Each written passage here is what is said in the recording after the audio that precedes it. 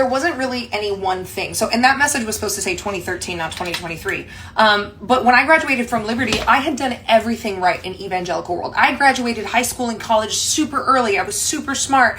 I had done everything right. I was the perfect Christian girl. I was waiting for marriage. It was all these things.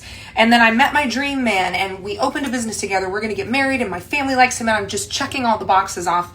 And then with my ex-fiance, 2 days after I lost my virginity to him, in a not great way, I find out about all the other women. There's 5 that I know of. I also find out that the business we opened together was the business I opened, and I had been running the day-to-day operations as well. He had put all the business debt in my name, 6 credit cards and his car were all in my name without my consent. And so I was in my early 20s. I had $65,000 of debt in my name. I was homeless. I was living in a warehouse where the training studio was illegally. And I was sitting on this mattress on the floor, watching this granddaddy long leg crawl across the floor. And I said, I have done everything right. I have done everything that I was told to do. I have parroted every belief that I was supposed to. I have done everything right, and this is where it got me. And this little voice was, what do you want this time? And what I wanted was the same since I was 5. I wanted to write books, sing songs, and speak. Those were the things I wanted to do. So I called my dad and I said, Dad, I'm going to borrow $1,000. I'm moving to New York City. And my dad's like, you're moving where? So I moved to New York with $1,000. I was able to build a personal training business where I hit my first 6-figure business that I could not manage. And I'm going to get a little woo-woo here, so just roll with me on it. Some of the biggest things that helped me get where I am now is my deconstruction, because it changed what I believed I was capable of. I had been raised in the belief of like a woman's only service is to marry a man, have kids, and serve his dreams. So when I went through my deconstruction, and as terrible as it is to say, when my dad passed away and that control and that influence was no longer part of my life, I realized that I got to be a main character if I wanted to, that my entire purpose in life was not to serve someone else, but I could do my own thing. And this is going to make me sound like a podcast bro, but what I thought at the time when I had that realization was, why be a queen when you can build your own empire? And I realized that like I had never been romantically motivated to begin with. Marriage had never really been a big priority for me.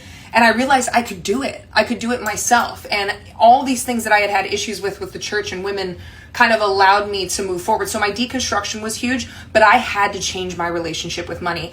When I had my first 6-figure business, I spent like a crazy person, and I never had enough money because I had this really scarce relationship with money, that money was toxic and it was dangerous and you couldn't get it back. And it was like this thing you had to grasp after. I've been thinking about doing an ebook on how I changed my relationship with money, but I really had to change that like money can be made, money's abundant. And I know, again, that sounds so, you're like, oh my God, but it was really about changing the desperation I felt around money. Because when money wasn't this big, desperate or evil thing, it became a tool that I could use.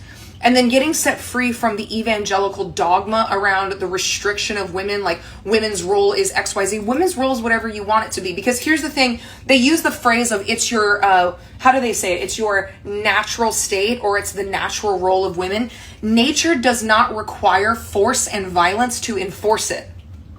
I don't have to think about breathing. It just happens. So a woman's natural role is what she does naturally.